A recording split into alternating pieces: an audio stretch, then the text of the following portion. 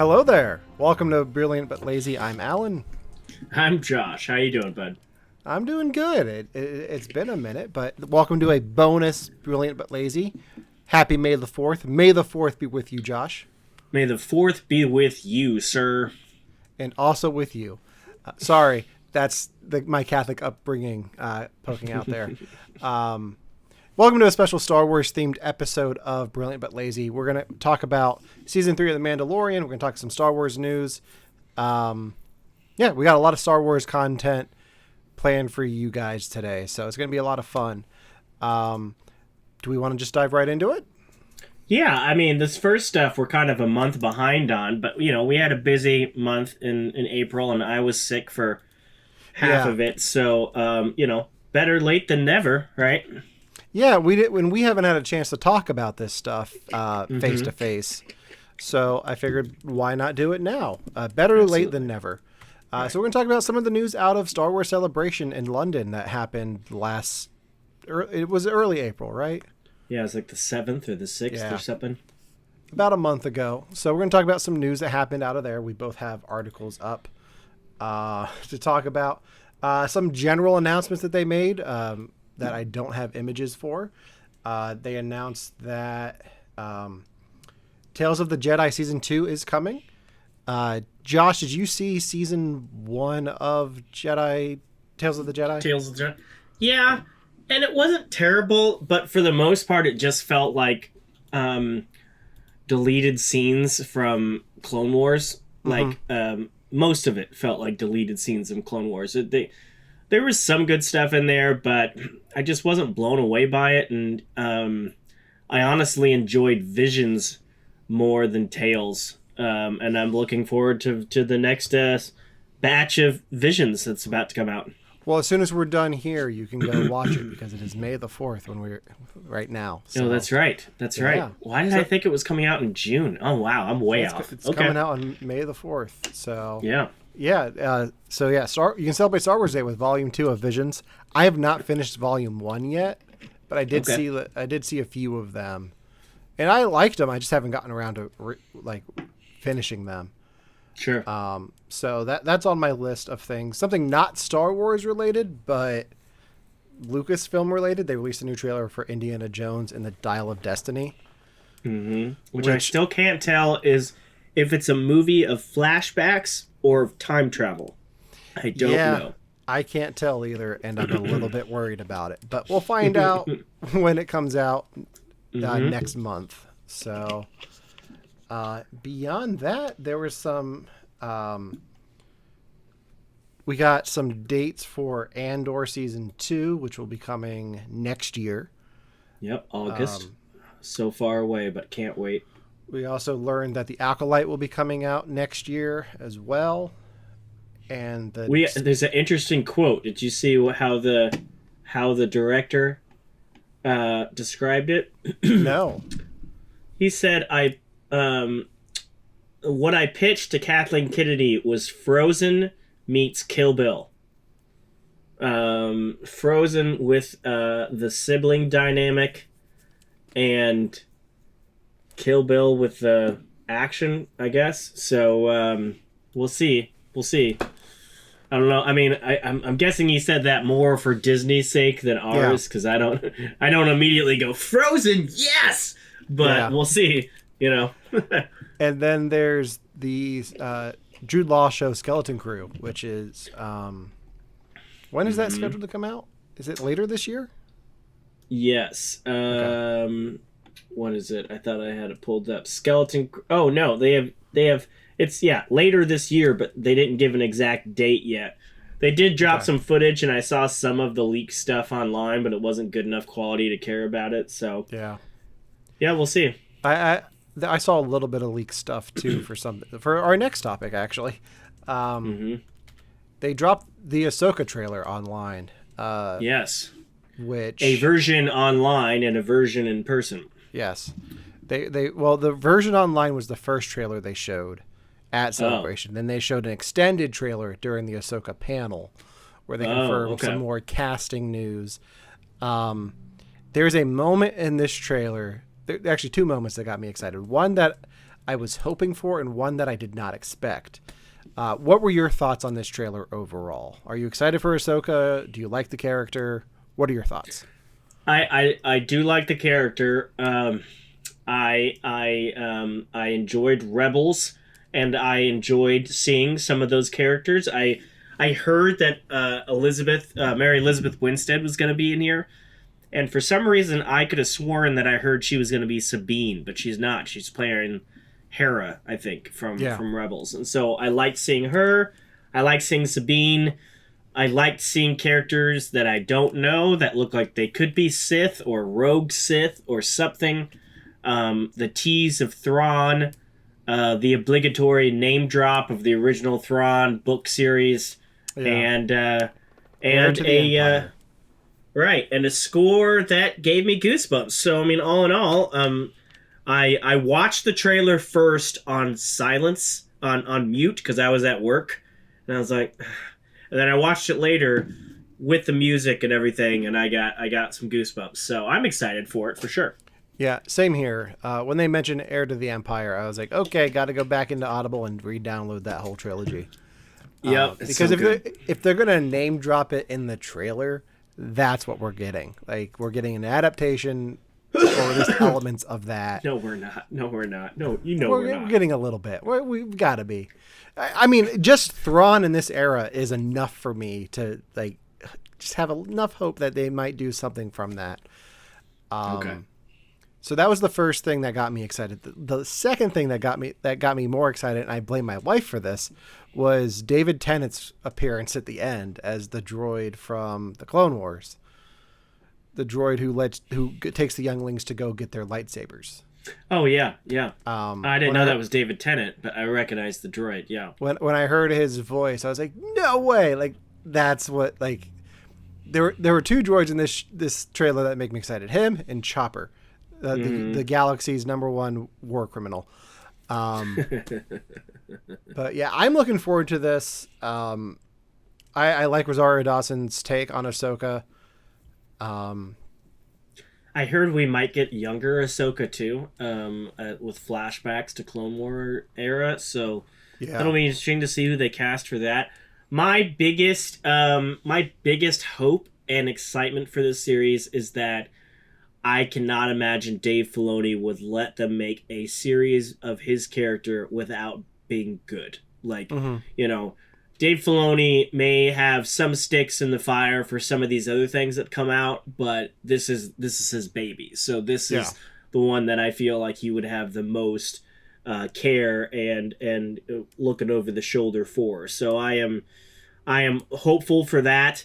I feel like live action Disney Plus Star Wars has honestly been a mixed bag, and we'll talk about that more later. But I am stoked about this. So I think we'll be talking about Dave Filoni's involvement in Ahsoka later on as well.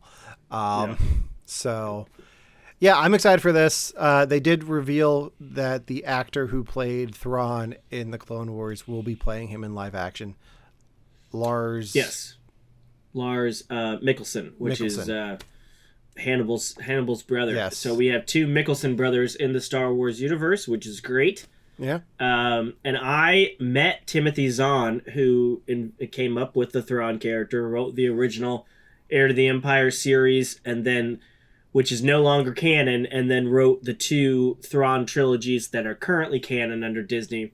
I met him 2 years ago at Planet Comic-Con, and so crazy. So Planet Comic-Con is a Comic-Con in Kansas City, and you go to any Comic-Con, you got your Artist Alley booths, and they mix us authors into that.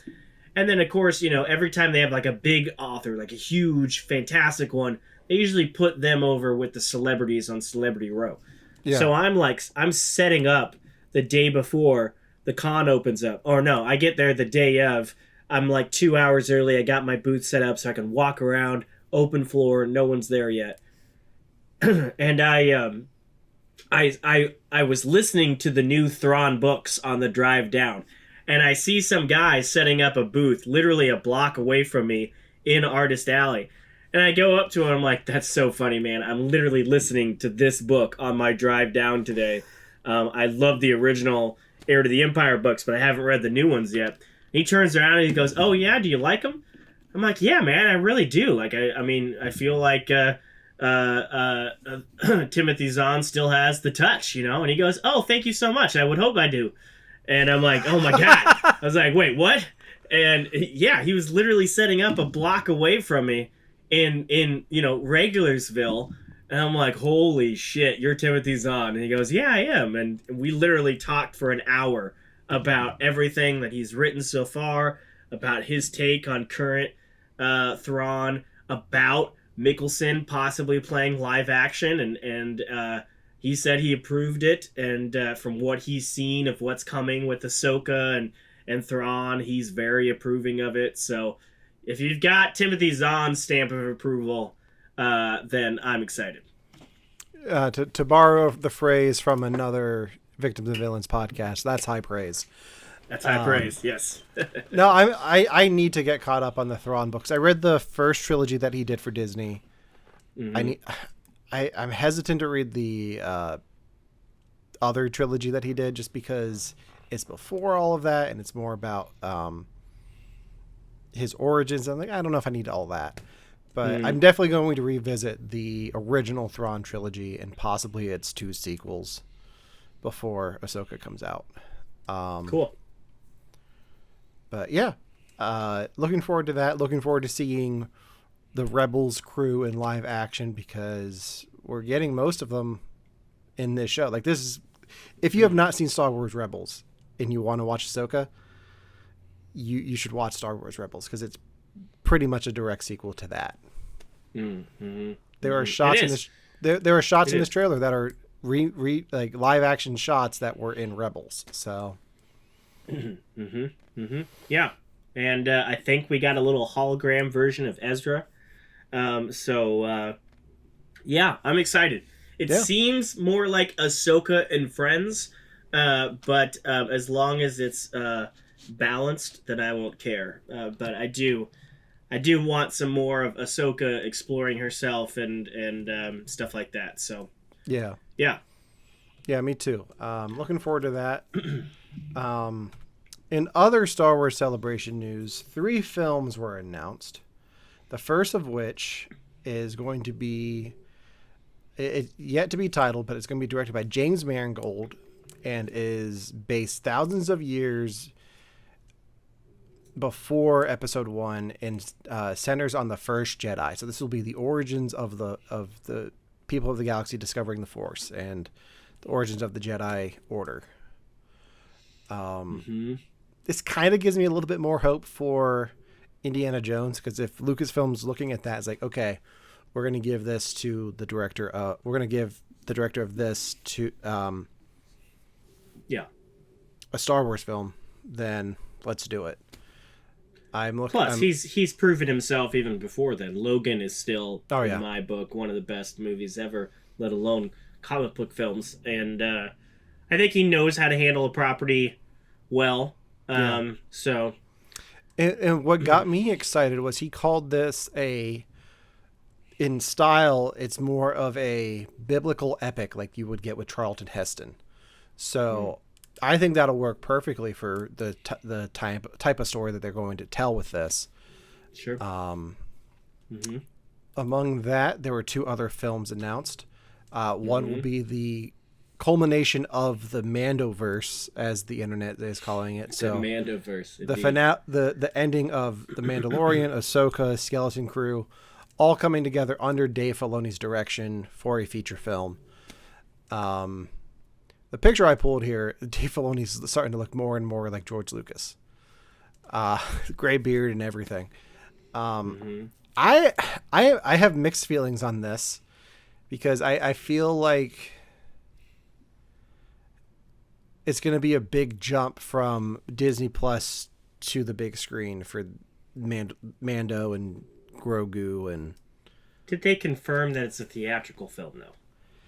They did they not actually say theatrical film. They did not. If you look at some of the stuff, especially in Mando Season 3, you could have put 2 or 3 of those episodes together, and that's a feature-length film, you know? Yeah. So I feel like film slash miniseries, depending on how you cut it, kind of is the same thing nowadays with some of the levels of quality. So they didn't necessarily say theatrical film, so I'm not ruling a Disney Plus film out. I think Disney and Lucasfilm are trying to push Star Wars back into the theaters, though, because it's been 4 years since we've had a Star Wars film, which in the grand scheme of things, like, that's a short period of time for us not to have a Star Wars film. I just remember when they said we're taking a break, and they didn't really, because they had all this Disney Plus stuff. But yeah, so I wouldn't be surprised if it's on Disney Plus, but it would be cool to see a big screen version, like grand finale for Mando and all of that. Sure. I also remember them saying not just that they're taking a break, but that they're stepping away from the Skywalker saga, and unless they renege on the last scene of the last Skywalker, then the third film they announced is kind of going against that. That's my next topic. Daisy Ridley is returning as Rey Skywalker in another Star Wars film that takes place 10 years after The Rise of Skywalker. From the beginning, since Rise of Skywalker came out, I have been adamant to anyone who brings up the film with me is you do not call a movie The Rise of Skywalker if you do not have plans for this character in the future. Oh, that's right. It's called The Rise, not The Last Skywalker. Yeah. The Rise of Skywalker. Okay, sure. So I think you can tell a story about Rey Skywalker without it being part of the Skywalker saga. Like, she has the name, it continues on.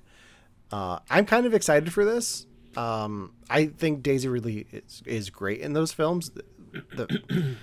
She's not the problem with them. If you have problems with them, like, usually it's no, Rey's fine. There are other issues in those films that make them suffer in quality. I believe that to a point. I think her character, granddaughter of the Emperor or not, was the biggest obvious Mary Sue I've seen in a long time. I feel her lack of training was all over the place. Yeah, we did get a half a scene of her in the jungle with Leia, but I still don't believe we got enough montage or whatever of her training to account for all of her abilities. And now this next film is her rebuilding the Jedi Order. I mean, 10 years in the future or not, I still don't feel like she is a Jedi master. Whether or not she's the last Jedi, I still kind of feel like we should get more of her growing into herself. I don't know. I'm not against her coming back. I think Daisy Ridley is a great actress. I thought it was hilarious that a month and a half ago, Vulture put out an article about her. She just had a new film come out at, what is it called? Skydance or Screen Dance or what's the big film festival? Sundance. Yeah, I can't think right now. She's had a big movie come out there where she's like a detective, and I think it was Vulture that put out an article that was like, Daisy Ridley has put Star Wars behind her, and now the next big announcement is Daisy Ridley's coming back to Star Wars. But I'm not against her coming back. I just hope they give her character more than just, oh, she knows everything and she has everything and she's untouchable. And I don't know. I feel like she could be more than she's been portrayed so far. Yeah, and I feel like the stories of the scripts for the trilogy that she was in didn't do her character justice. Yeah.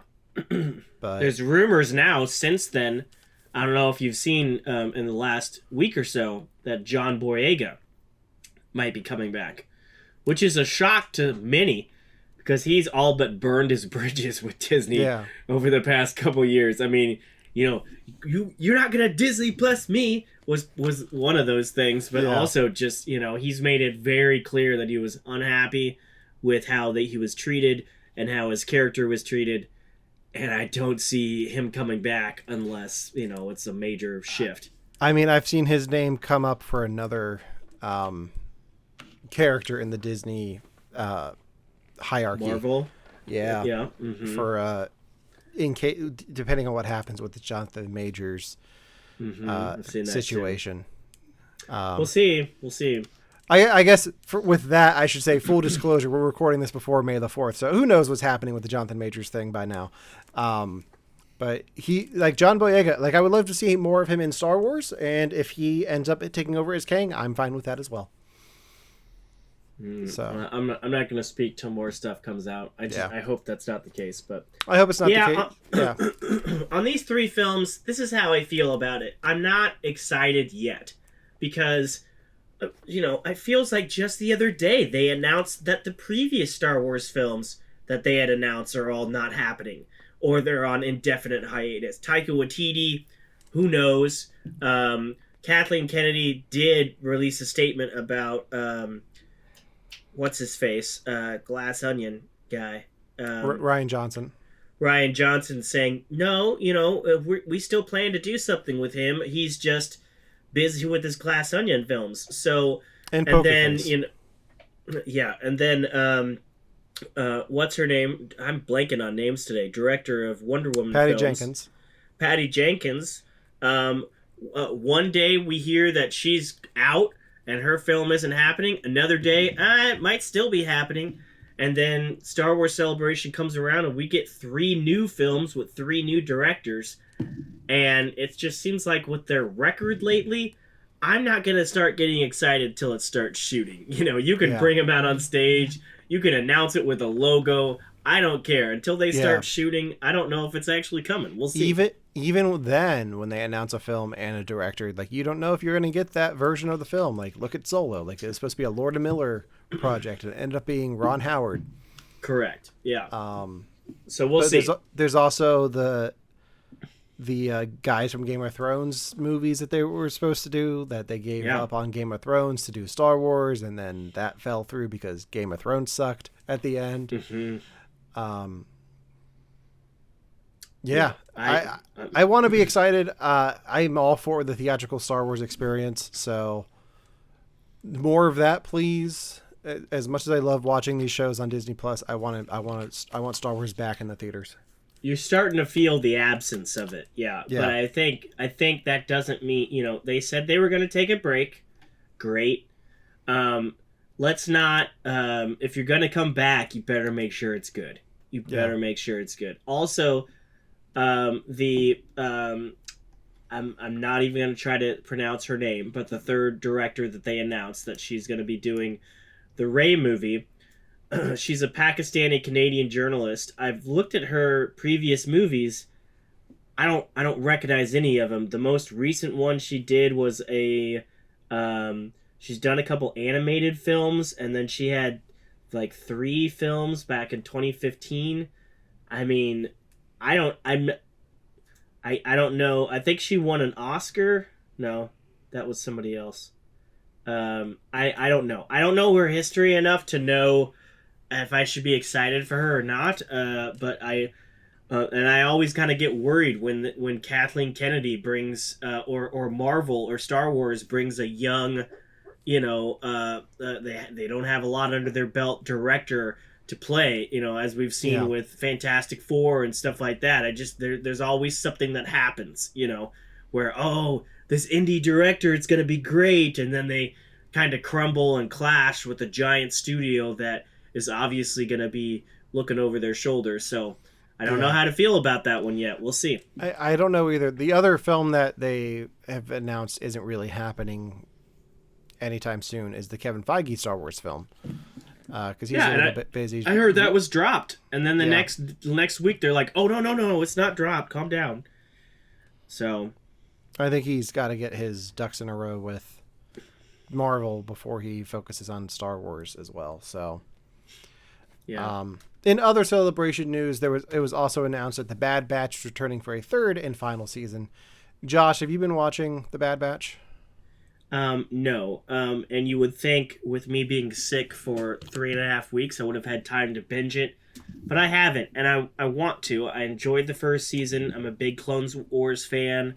I've heard that this was kind of a mixed bag. But they've announced the third and final season is going to be season 3. So maybe this is just the middle of the trilogy and building up to a big thing. But I will watch it. I just haven't gotten around to it yet. Yeah, it's fun. Like there are some episodes that are better than others. The episodes that I enjoyed the most this season though were the Crosshair episodes. So look, you have those to look forward to. I'm kind of glad the show's ending with season 3 because it feels like this show could go on for several years, but I'm glad they have an end game in place for it. Mm-hmm. But I'm wondering if they're going to have another spinoff to continue the Clone Wars just keep it going. Series type because like this is just more Clone Wars post Clone Wars. Like sure. But maybe when this ends, there'll be more Tales of the Jedi, and we get to see more side stories from characters that we already know. But yeah, so Bad Batch is ending. Highly recommend you check it out if you like the Clone Wars or season 1 of the Bad Batch. So yeah. Anything else at a celebration? Not that I can think of. I think that brings us to our main topic for this episode, which is The Mandalorian season 3. Which I have the main poster from the end of it up now, so slight spoilers on screen right now, but nothing too big. This season's gotten a lot of flack online, and I'm from what you were saying before, I'm curious, what were your thoughts on season 3 of The Mandalorian overall? I felt unbalanced is probably the one word description I would give it. I felt there were several moments in this season where I was like, this is where all the money from Book of Boba Fett went to, because for the most part the season looks great. There's several things that pop up in my head that I'm like, that looked not only great but amazing.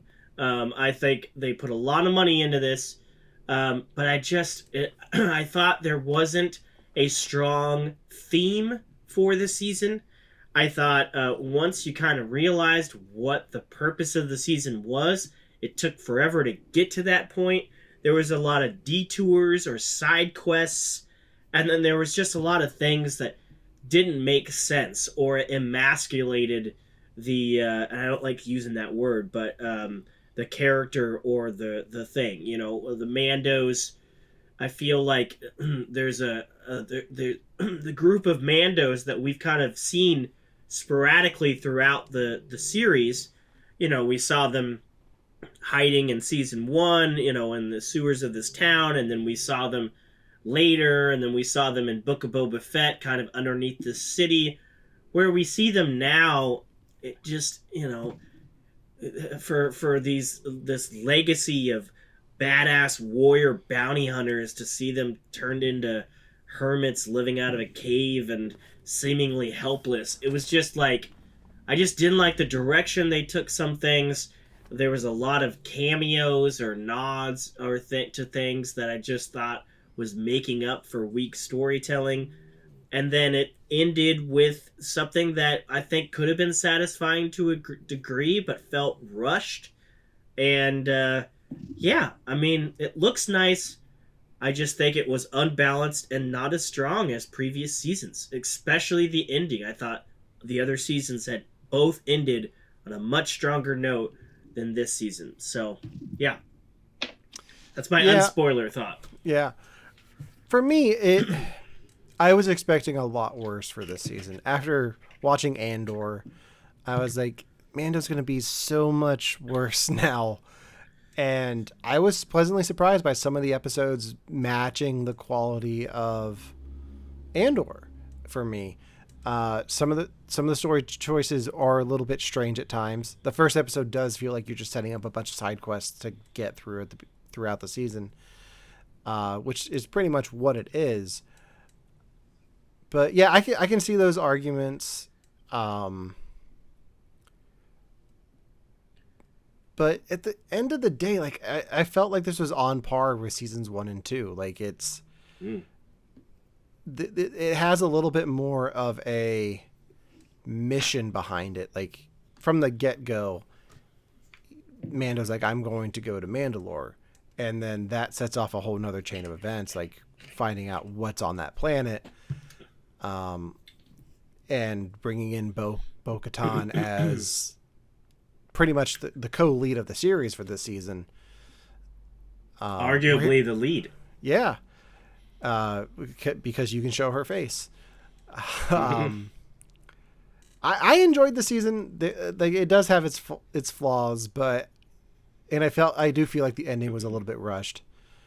But yeah, I enjoyed it. I'm excited to see where it goes from here. We'll get into spoilers here in a second, and I'll talk about what I am still mixed on with the finale. So, do we want to get into spoilers now? Yeah, sure. We don't have to. Excuse me. We don't have to jump straight into the finale, though. I think if we're talking about spoilers, I do think I'm a huge fan of Clone Wars, so I loved seeing Bo-Katan more in this season. I do feel like it was setting her up to be the lead, and Mando kind of put to the side. I also think Grogu was more of a nuisance this season. I feel like, I keep on saying I feel like. I'm sorry. You're fine. I just, he was more in the way, and it kind of felt like they didn't really know what to do with him. Like season 2 was so purposeful in him getting the child to the Jedi, and then that one episode arc just reneged on that in Book of Boba Fett, and I think season 3 of the Mandalorian would have been stronger had he not had the sidekick, and the stuff they did do with Grogu was just all over the place. He brings him in to be his kind of it's not a Padawan, it's not an apprentice yet, a foundling. And we see him, at least get a breastplate and everything, because he does do some good stuff. We never see that breastplate again. He's not wearing it in the finale. He doesn't wear it through the rest of the season.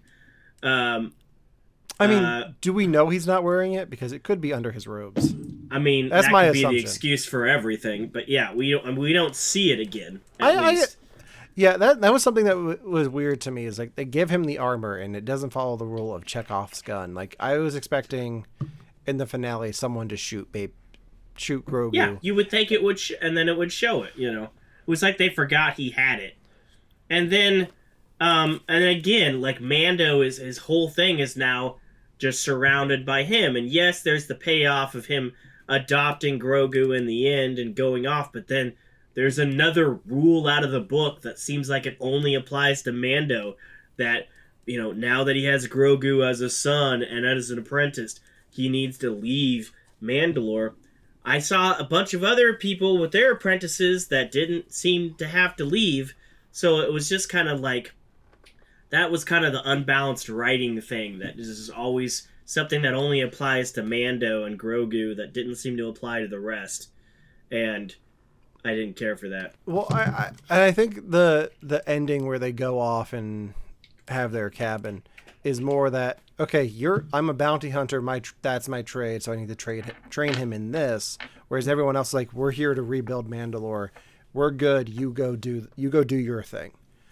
That's not what they said, though. They said that it is the way that you must now take him on missions to train him, and you can't stay. He said you must leave Mandalore. This is the way, and I was like, well, why isn't that the way for everybody else? Well, my read on that was it's because he's a bounty hunter. Like he can't do his job on Mandalore because no one's going to be hiring him for bounties on a planet that's dead. Okay.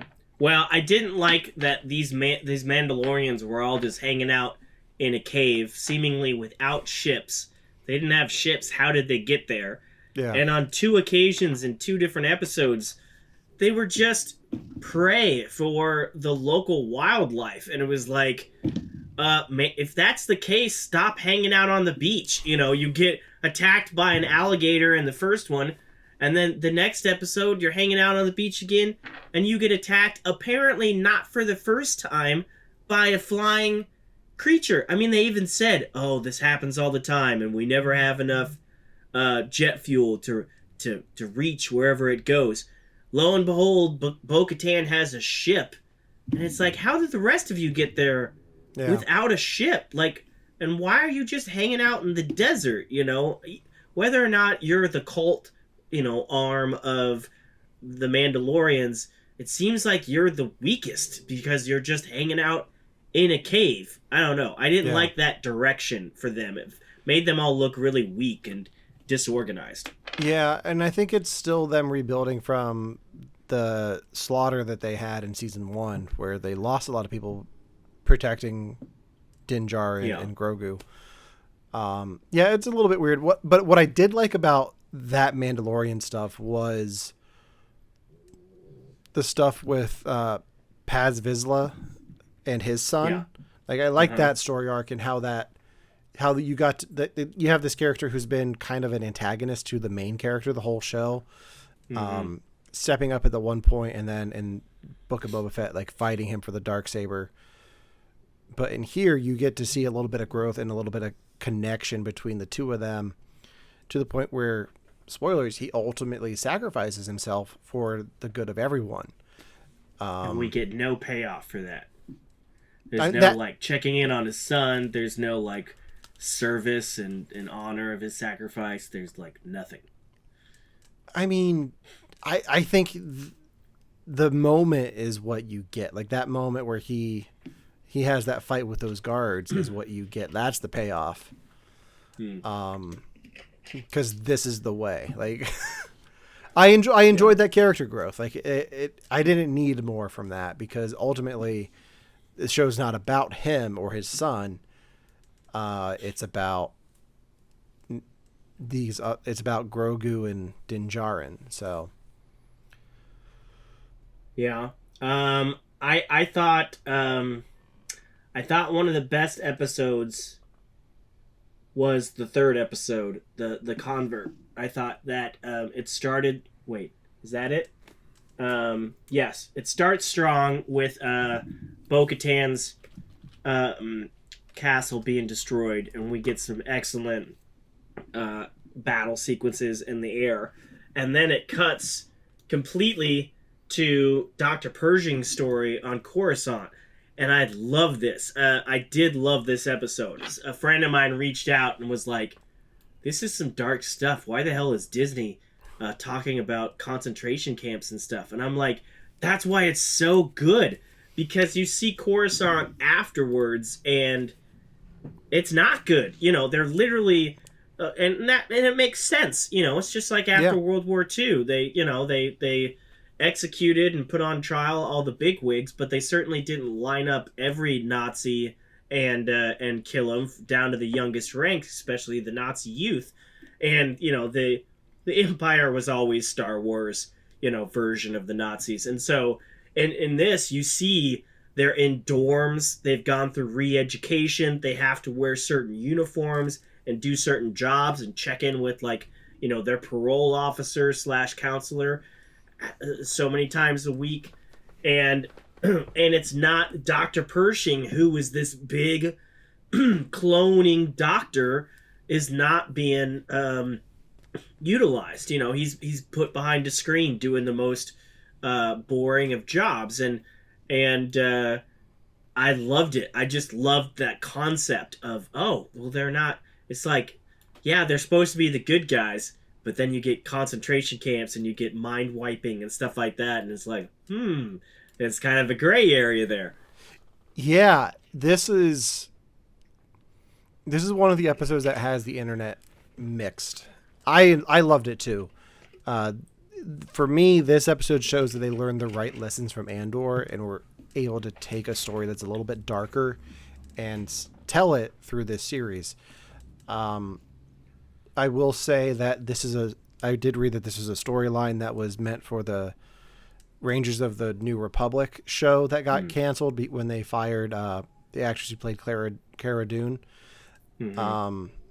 But I think if you're going to give Book of Boba Fett 2 episodes for The Mandalorian, it's okay to give most of a Mandalorian episode where most of the time it's just going to be them traveling from planet to planet.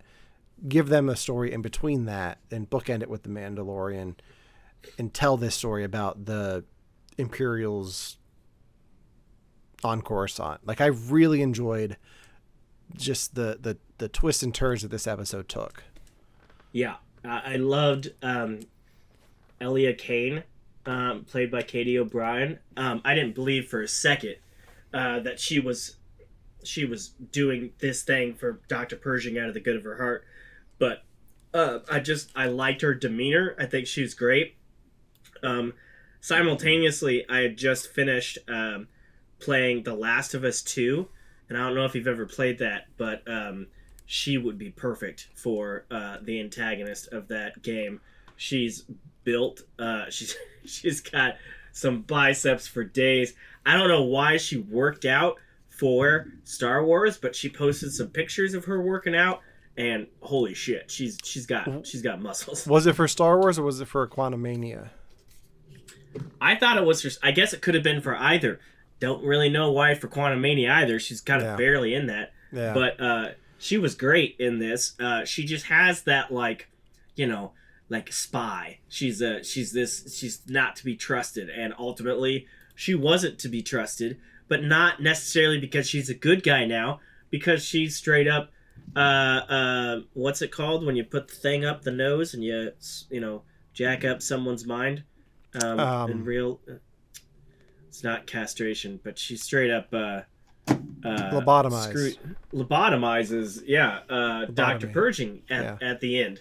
And here I was like, okay, because the way he was talking about the need for cloning and how it can help, all I could think about was Snoke, and this is the origins of Snoke. But now that he's gone, I guess maybe he wasn't. Maybe just his ideas were used later. But yeah, I loved it. And then this book ended with more stuff of Mando taking Bo-Katan to meet the rest of the Mandalorians. But it was a nice diversion, and granted, I'm the same person that said, the Mandalorian stuff felt out of place in the Boba Fett because it was a diversion and had nothing to do with the season. But I did like it. I thought it was a great little story. The following episode kind of does the same thing, but through flashbacks, and we get to see more of Coruscant, and we get to see how Grogu escaped the Jedi Temple during Order 66. Yeah, I liked it. I liked it too, because immediately I recognized the actor who plays the Jedi Master who saves him. Me too. I was so excited. I was like, oh my God, they did it. Yeah, Ahmed Best, who played Jar Jar Binks in the prequel trilogy, returns as his Jedi Master who appeared on like a game show on YouTube for Star Wars, and was canon in the universe, and now he's the reason that Grogu survived. Which I thought was a great sequence. I liked the name from the game show. I liked that they kept that. I thought that was a nice nod to something that not a lot of people knew about. It was a great sequence, and it didn't end with his death. Like, it kept it ambiguous as to, we still don't necessarily know how Grogu got from there to where we first see him. And I like that. I think that leaves the door open. Maybe we'll see more of him later. Well, there are theories because Kelleran Beck meets a group of what looks like Naboo soldiers on the platform. So there are rumors that maybe he's working with Jar Jar to get the Jedi out. Which could be interesting. Like, if they bring in nice Jar Jar Binks, if he gets to act against himself, like, that would be fantastic. Yeah. But either way, it was cool to see him back. I like that. That he got his own character poster and his own moment to shine, and just had a badass sequence. Like, I really enjoyed that episode because, like, at least that part of the episode. The rest of it was like, okay, like, why are we bringing back these birds? Like, I didn't understand why they had to bring back those giant birds, but I like that there was a little bit of payoff for that later on if you're paying attention, because when the Mandalorians come together, they're cooking them to eat. Yeah, but she called them foundlings. So Yeah. did they just decide? Oh, you're Foundlings Not, is you're what's not for good dinner. foundlings. Yeah. So let's see. What was the next one after that? Was the pirate stuff, going back with Carson and The best thing Just about kinda- the pirate episode was seeing Zeb in live action. yeah. Um, I did like the drop ship of Mando's though. That's always mhm. any media, whether it's Starship Troopers or this or Black Hawk Down, any drop ship stuff. I'm just like, or what was the Edge of Tomorrow with Tom Cruise? I love drop ship sequences. Like, it's just like get you going, So I did enjoy that. That was fun to see them work together. The next episode seems to be the one that has upset the most people. It was just, it didn't upset me. It was just unnecessary. Like, they're there to go see these other Mandalorians that we had seen in season 2. Like, Bo-Katan used to be running them,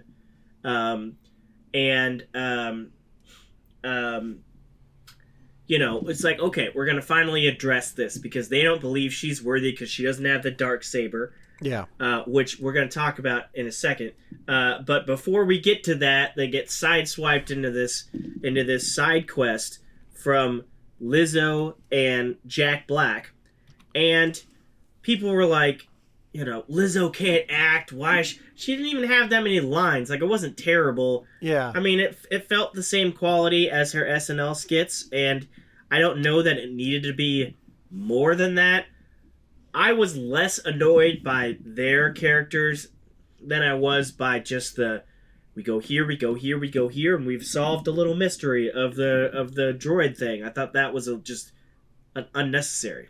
It's a Law and Order episode with 2 Mandalorians. Way too easy Law and Order episode. Yeah. Like, they chase the droid, he falls.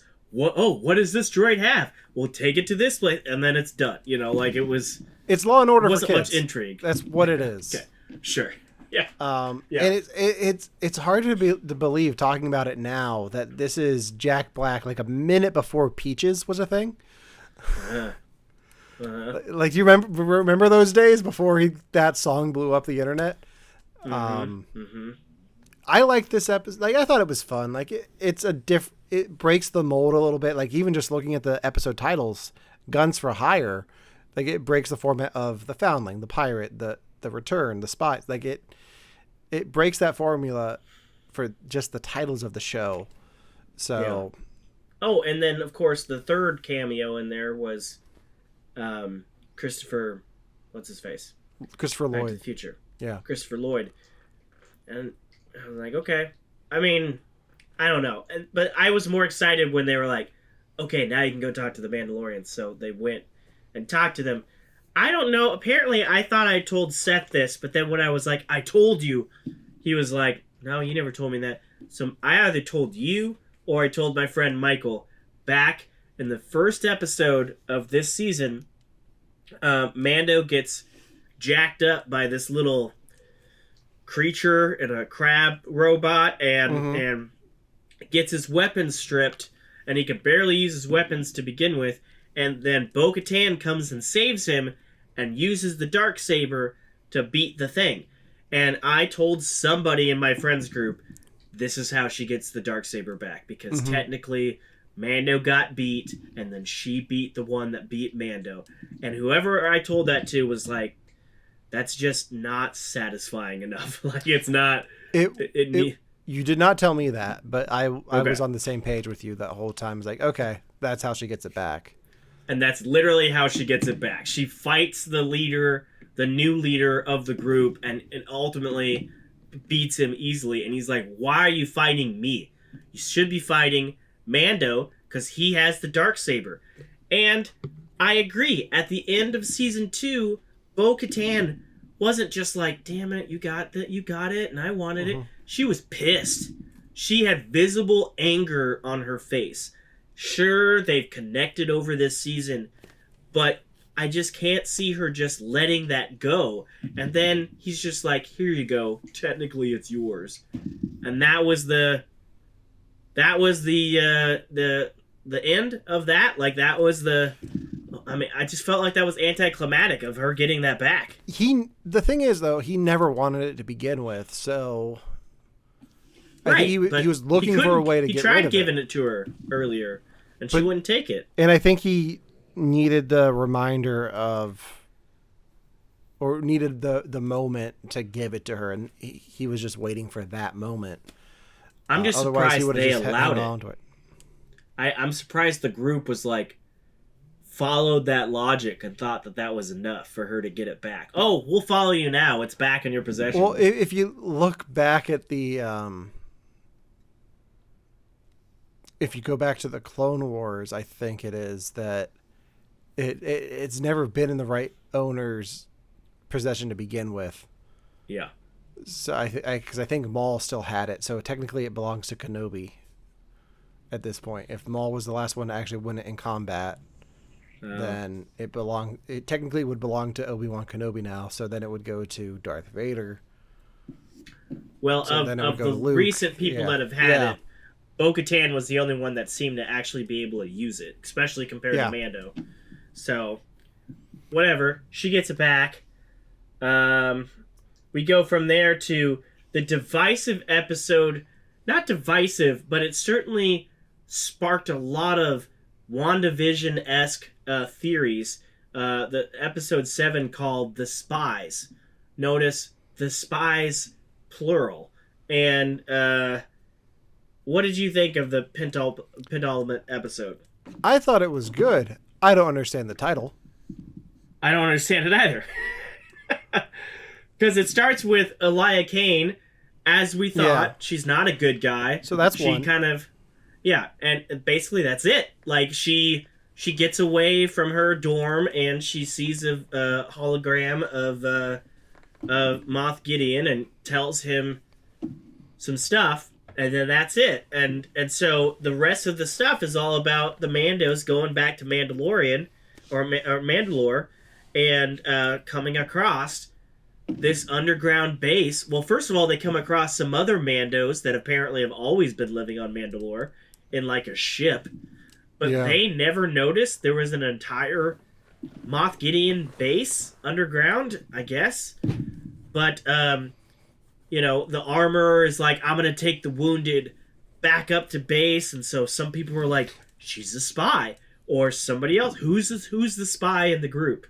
And because of the title, The Spies. But we only really got one. Yeah, the way the episode presents it, like, the armorer gets out of there very quickly. So you think the next episode is going to be revealed that she's working with Moff Gideon. Yeah. And then they don't deliver that at all.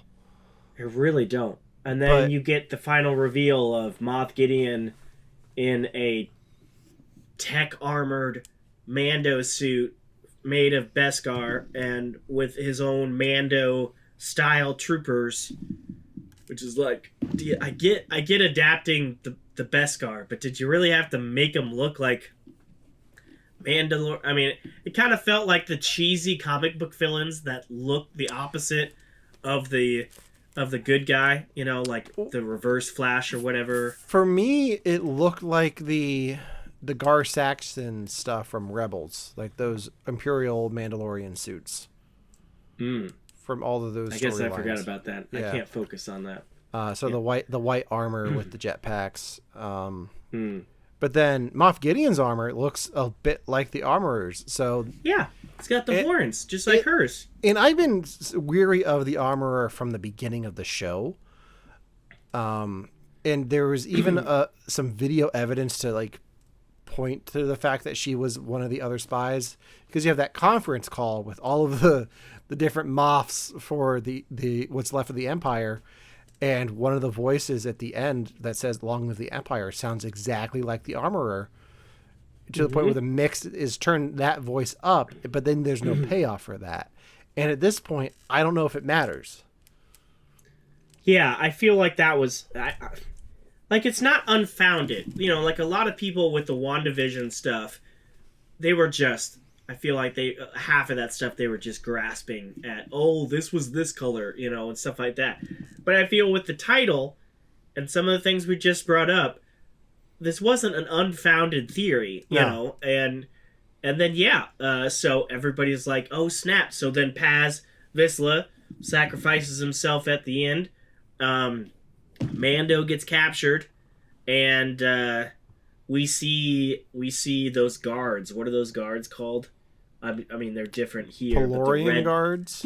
Yeah, the red dudes. They come in, and so that was leading up to the finale, and it kind of felt like they could have just combined 7 and 8 for like this combined thing. But we're forgetting the best part of this whole episode is IG-12. Oh yeah, totally forgot about that. So which they tried to rebuild earlier in the season. Yeah. So IG-11, they try to rebuild, can't do it. So they make the IG-11 body into IG-12, where Grogu can control the droid and has the ability to say yes or no. And did you like that as a growth for the character? Because I thought it was kind of defeating any growth of the character. I mean, it was just a fun moment. Like, I don't think, like, we're past it now. Yeah, pretty quickly. I think it was just a reason to bring him into the battle, like to be there at the end of this when they all get ambushed, to raise the stakes a little bit. But nothing's going to happen to Grogu. What I like about it the most is the day it aired, my brother texted me as I was leaving work, yes, yes, yes, yes, yes, yes, and I had my car play it. So my car's robotic voice was just like, yes, yes, yes, yes, yes. And I'll splice it into I'll splice the video in here for the audience to see.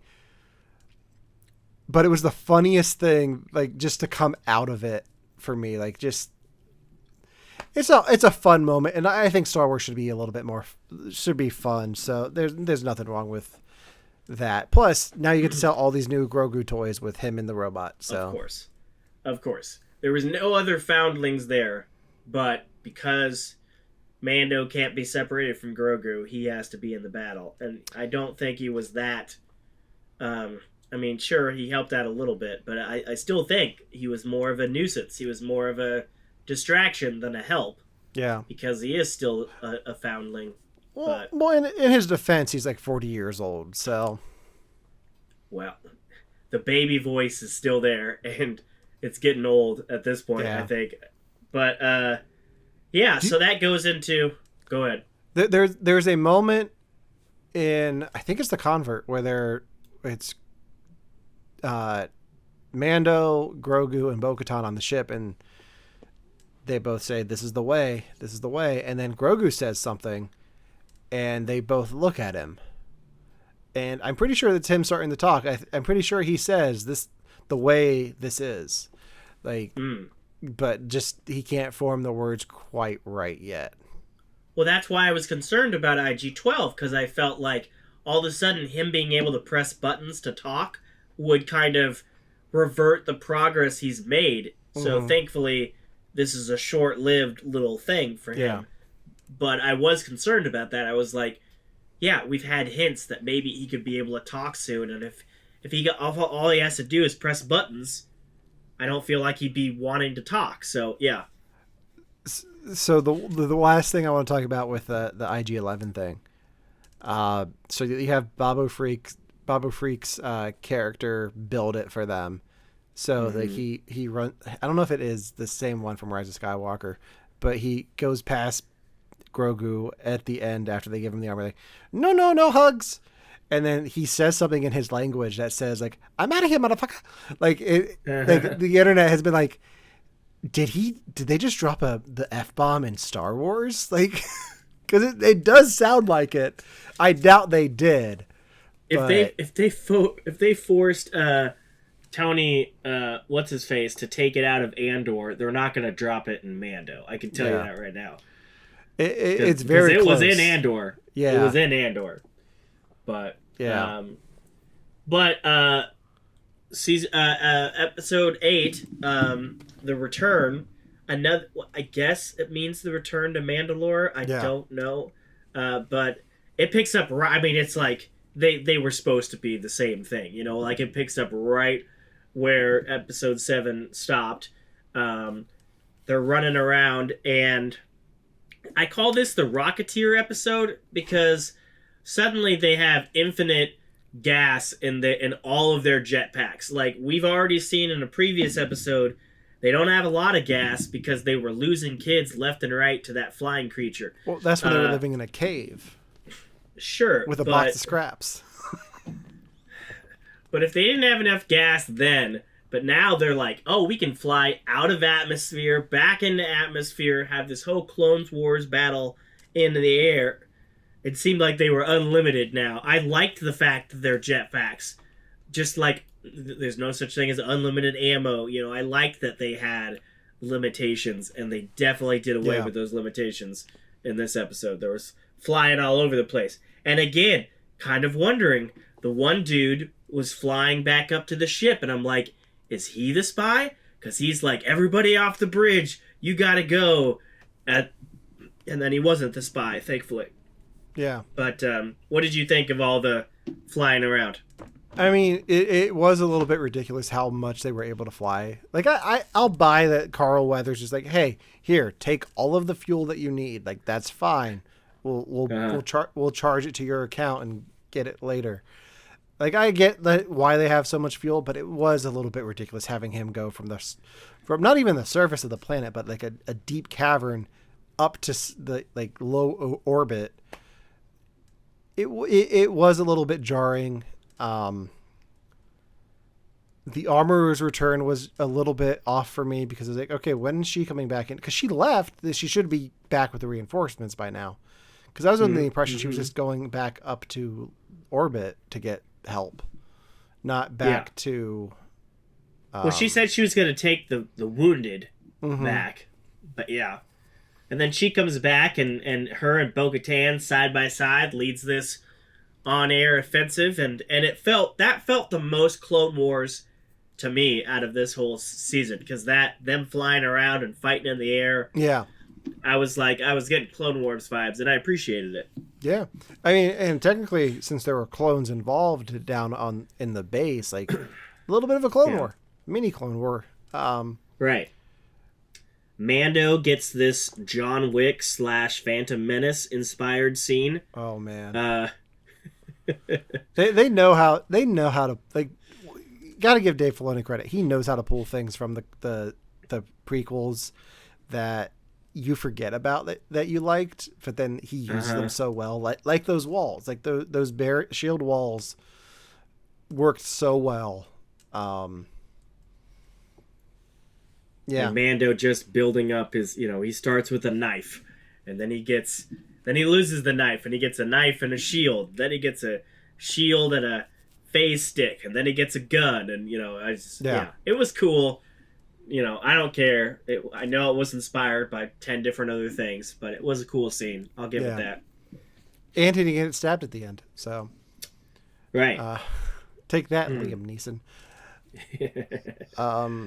Moff Gideon has clones of himself. Yes, and the theories have not ended. No, they have not. There's been people who have pointed to this, saying in every other scene, Moff Gideon has a mustache, but in the finale of the downfall of his character, he does not. And if he has clones, is that Moff Gideon at the end? Because the rest of his clones were revealed and killed in a matter of 30 seconds. Like they're just out. I was like, and this was part of the rush stuff for me. I just felt like there was so much that happened in this episode that could have had a little more breathing room or a little more build up through the season. It was like Moff Gideon wasn't in this show for the majority of the season, and then they're like, oh shit, we're wrapping it up. We should probably put him on. And then even in the previous episode, it felt like he wasn't going to be the villain. Like he was setting up Thrawn's return as the ultimate baddie in the finale. and that doesn't happen. And so it was just kind of like, oh, he's got clones. Oh, let's destroy him. Now he doesn't have clones anymore. On to the next part of the episode. Yeah, it's a little bit weird. I get the theory about the mustache. I hope part of me hopes it's not true. The other part of me hopes that Moff Gideon is still alive, and the next time we see him, he's just being like murdered by Admiral Thrawn. Like he falls into a trap by Thrawn, and Thrawn takes him out. Like Thrawn pulls a Vader and just takes him ruining out. everything. Yeah. Like you failed me. Yeah. Yes. Well, it seemed like Moff Gideon was because the folks that he was talking to in that little conference call, they were like, when are you gonna complete this cloning stuff? It felt like they were thinking that he was gonna use this clones thing to build back the Empire, but he was clearly doing it for himself. This was, and his goal was what? To use the whatever info they'd taken from Grogu to give his clones the Force? Yeah. Or something? Yeah, that was his plan.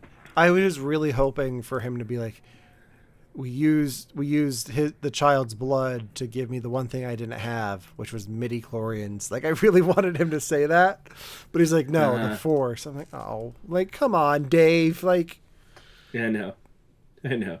But evidently, but I did remember after the fact, every living being has midi-chlorians, so he just doesn't have enough.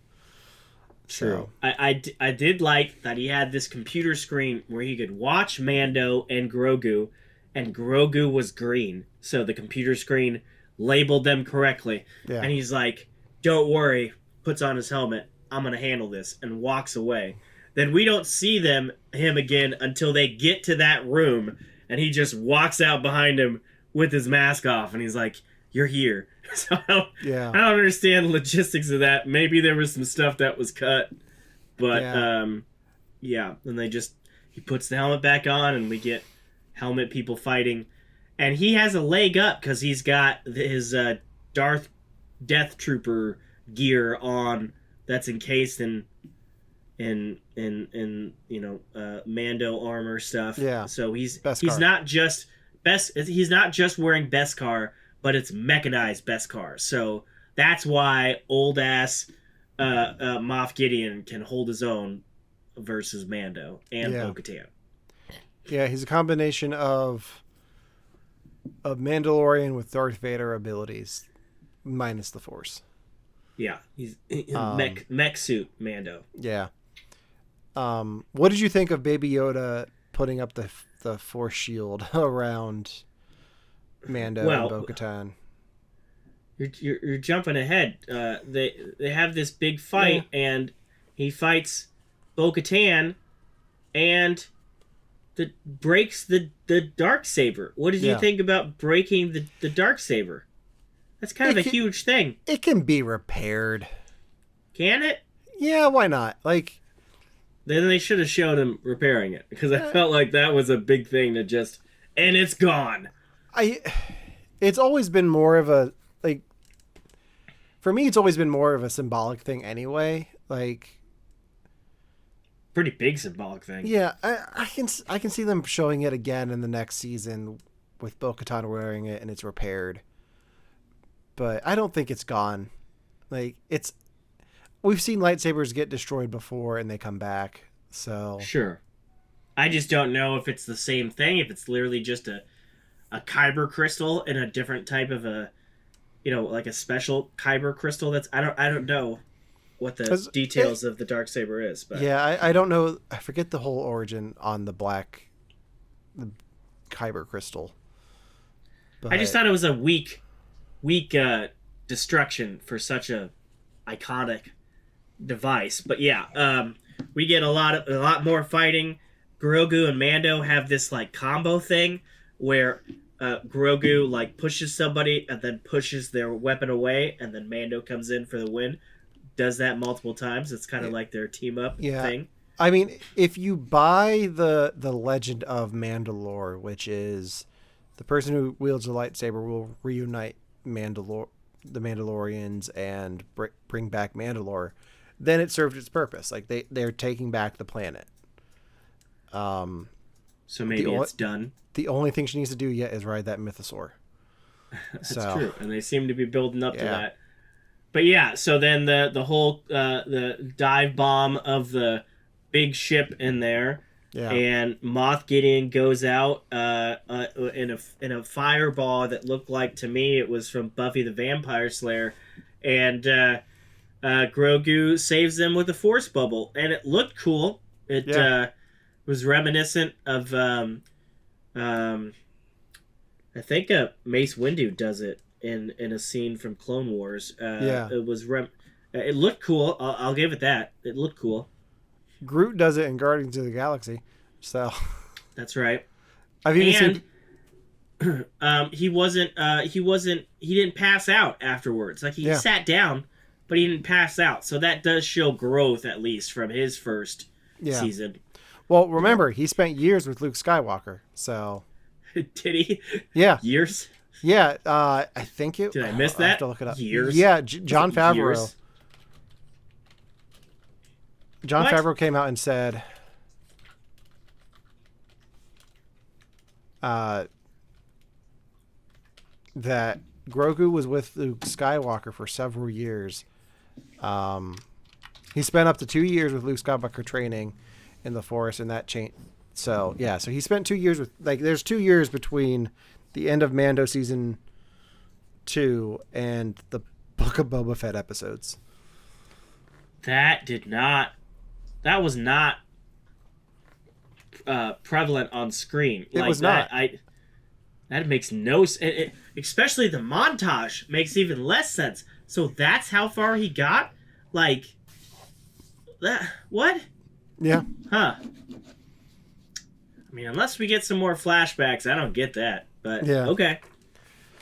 But John Favreau said it, like, from what maybe that's why Luke Skywalker lost his school, because if that's how much he could teach him in 2 years, gosh. Yeah. I don't know, man. From what I've understood, the inclusion of Grogu coming back to Mando in Book of Boba Fett was not Filoni and Favreau's choice. That was a order from Disney. Like, that came from the up aboves, and they just had to make it what it was. Which is why I feel like all of his stuff was kind of a distraction. I don't feel like the original story for season, whether or not they had this story back then, I felt the story would have been stronger without the Grogu stuff. Yeah. But they turned it into, Daddy Mando and Grogu at the end, and that's a lot of people online loved that. They were waiting for that. Yeah, I need to talk about the daddy thing, because I saw something on TikTok today that bugged me, and I want to bring it up to you. Okay. Because it has to do with Mando. The official Star Wars TikTok account shared this video of the Mandalorian walking through, like, a city, and it says, "Nah, you're good. It's just the way he defeated a crate dragon, rescued a foundling, and bathed in the living waters of Mandalore. But your only comment is daddy." Threw me off. Like, even the official Star Wars account is like, okay, we know that the internet loves Pedro Pascal and calls him daddy.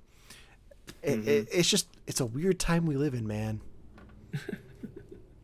And then there's some fun comments here. Somebody says, why does this give me I've seen the edits vibes? And Star Wars replied, because I've seen the edits. But okay, the fact that official Star Wars TikTok page is acknowledging this, and Star Wars commented, I've seen too much. Like, the fact that they're just being inundated with all of this Pedro Pascal is daddy stuff is amazing to me, that they would actually address it. So after the fireball, we get this quick succession of several scenes that, again, felt like they could have been longer. We get this whole building relationship between Bo-Katan and Mando throughout the whole season. No goodbye, no good luck, no, hey, if you ever need me, reach out. Apparently I'll be running Mandalore. They don't get any type of, send-off at the end.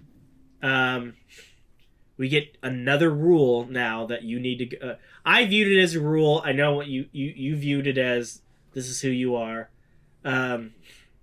We get that scene in the parlor.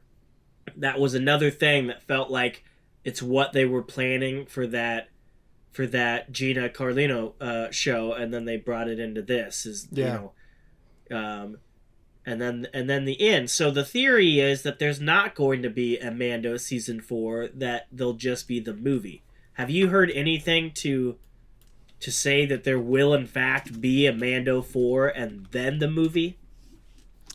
Mando season 4 is confirmed, I think. But was that before Star Wars Celebration? 3 days ago. According to series creator Jon Favreau, season 4 scripts are done. All right, well, then that dispels that. And the show's replacing... the season 4 will be replacing the Rangers of the New Republic show. Okay, so it seems like they're taking that, and that's going to be the plot of season 4. Is Mando on his own doing missions with them, with the Rangers. Yeah. So kind of combining those two plot lines. Yeah, and there's a moment at the very end of this episode that kind of sets up what we've seen in the first 3 seasons and sets it up for the future, which is the circular wipe. Because Star Wars is known for using wipes as transitions a lot. The main time they use the circle wipes has been at the end of Star Wars A New Hope, Star Wars The Phantom Menace, and Star Wars The Force Awakens. So at the beginning of each chapter or each trilogy, you use that wipe. So if you could look at this as seasons 1 through 3 of Mando is the end of the first chapter of what this Mandoverse is. So then you have the next part, which is going into Ahsoka with Thrawn and all of this. Like if this is the beginning of a story arc that they want to tell, like if this is the end of their phase 1 of the Thrawn story. Interesting. I mean, okay. Yeah. Sure. It's still Looney Tunes as fuck, but... But I guess that... Because I was wondering why that was there. I felt like that couldn't just be there for stylistic purposes. So at least that gives a possible narrative reason. That's better than, they just wanted to be cute at the end. Yeah. I heard a lot of people saying, why wasn't Boba Fett in the finale? Why would he need to be? I don't feel like, he's not connected to the Mandalorians. I don't feel for any reason why he would need to be in this season, if not to pay back the creators for crashing his season. But the only problem was the Mando episodes improved his season.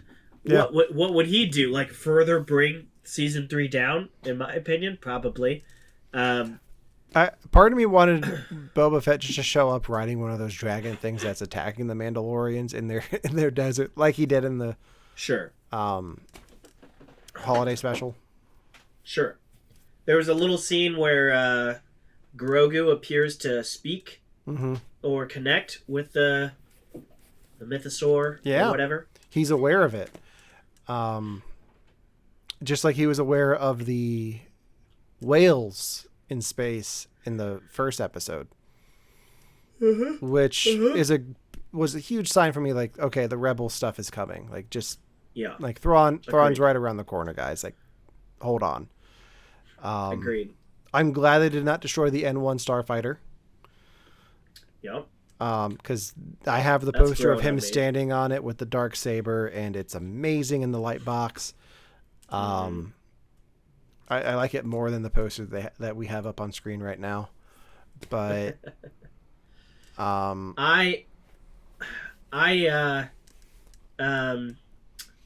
shit, what was I just about to say? I'll still say it. I still feel this was imbalanced. I don't think this was as strong of a finale as it was action packed, but I felt like it was rushed, and I felt like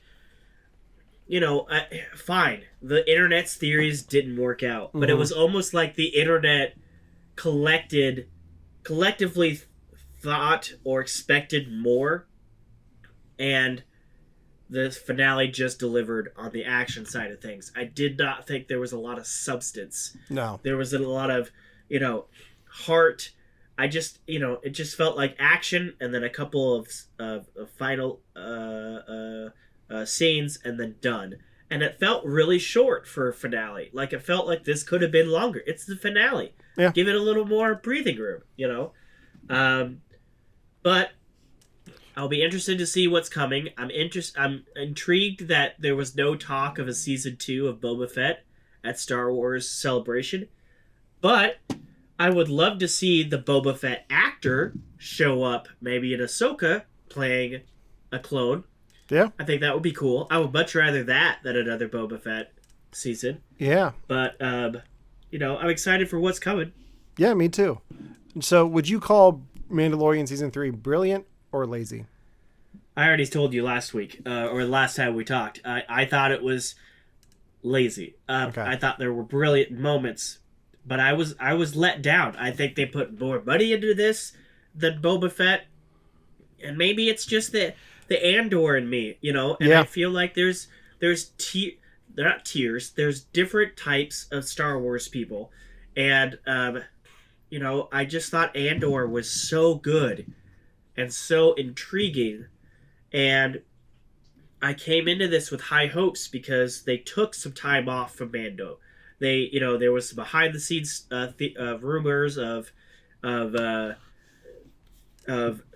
what's his name, Pedro needing a break, and now that it was coming back, everybody was like, you just wait, the bad taste in your mouth for Boba. Mando's coming back. Yeah. They're going to bring back the quality. And while the quality visually was there, I felt the quality in storytelling overall in the season was not. And I was a little let down considering how driven the first 2 seasons were. There was a lot of hype on social media from actors in the show about how heartbreaking the finale was going to be. And the only thing that really was heartbreaking was the Darksaber. Like, didn't really bug me at all. But my sister... Yeah, and people were wondering who was going to die in the finale because of those things. Yeah. My sister messaged me while she was watching, like, does Grogu die? I was like, what do you think? She's like, okay, good, I'll keep watching. Disney's not that dumb. Come on. But the Mandalorian is designed to sell toys. Like, that's why we have baby Yoda, Grogu, or Din Grogu, as he's now known. Like, you can't... You can't... What did you think about that? Din was his last name. I just wish they would settle on a name already. First it was the child, because they didn't want you calling him Baby Yoda. Then it was Grogu in season 2. And now it's Din Grogu. So just make up your mind, because...